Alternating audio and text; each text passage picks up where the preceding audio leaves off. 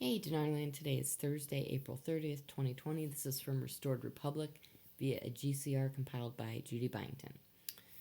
Okay, it says on Wednesday, the 22nd of April, the elders released the GCR RV while the Iraqi dinar was reinstated and revalued. Um, by Tuesday, April the 28th, the real Donald Trump Twitter said, "Be ready, Q."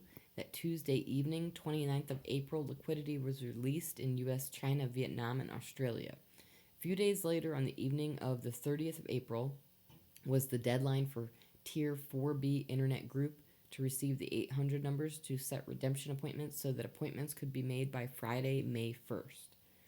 Okay, Wednesday, April 29th, 2020, Fleming Military Intel Contact.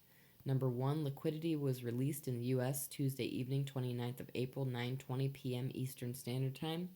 Number 2, China, Vietnam, and Australia were also releasing liquidity from higher levels down to lower levels. Number 3, a high-up source in Washington, D.C. confirmed that Tier 4B should be ready to start at any time between now and prior to Friday, the 1st of May. There were 200 contracts between global banks and the elders, which were being signed right now. After completion, Tier 4B would start. Number 5, the legalities of release were being overseen by the U.S. State Department and U.S. Treasury teams under the Department of Defense supervision. Number 6, he recommended you have your go bags by the door. Number 7, he asked to keep our prayers for the divine help to continue the collapse of deep state power structures. G currency and Zim bond redemption. This information applied to redeemers in the U.S. Different countries would have their own regulations and rules. Please treat as my opinion only. Number 1, Fleming. They wanted currency holders, especially Zim holders, to go in as quickly as possible to the first appointment that would last 20 to 25 minutes. The elders wanted currency and Zim holders to get the highest rates for doing humanitarian projects. Every currency holder would get an equal chance at the highest contract rates for their project presentations. It would be a level playing field. At the first appointment, you would receive a debit or credit card with millions on it to draw on between the first and second appointments. Over the first 10 days after your first appointment, your assigned wealth manager would help you choose one of 6 vetted U.S. Treasury sanctioned trust companies, Abbott Downing and equivalent trust companies. Second appointment, the wealth manager and private banking team you choose would assist you going forward with your humanitarian job creation project outlines. They would be happy to take your project presentation to the U.S. Treasury to get the higher rates for your ZIM and or the highest contract rates for your currencies. And they would have 6 months after redeeming exchanging to seek the higher rates for your project outlines from the U.S. Treasury.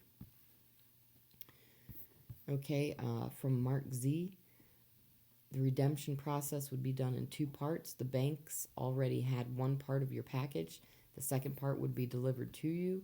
You then go to the bank and finish your redemption process. I've spoken to bankers that claim they have physically seen the banking part of the packages.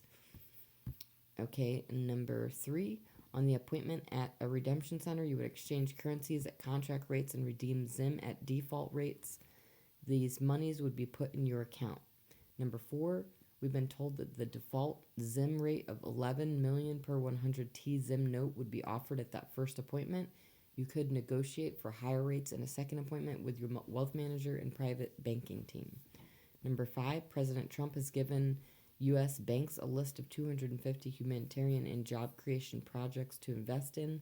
Your wealth manager and banking team could explain the details at your appointment with them.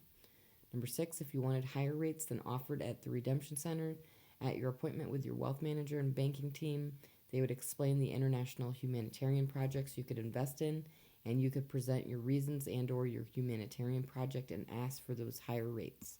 It was recommended that you go to those higher rates at your second appointment so you could help those in need. Number 7, if you had any amount of ZIM bonds up to 9 100T notes, didn't have a humanitarian project, and wanted a higher than default rate, then at your second appointment, your wealth manager and team would be happy to show you the list of 250 humanitarian and job creation projects to invest in for higher than default rates on the ZIM.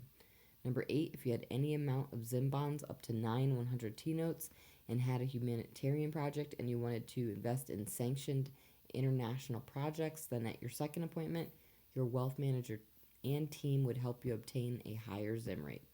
Number 9, many ZIM holders had 10 or more 100T ZIM notes, so the default rate would be considered adequate without being awarded higher contract or ZIM rates. And that's all for now. Thanks for tuning in.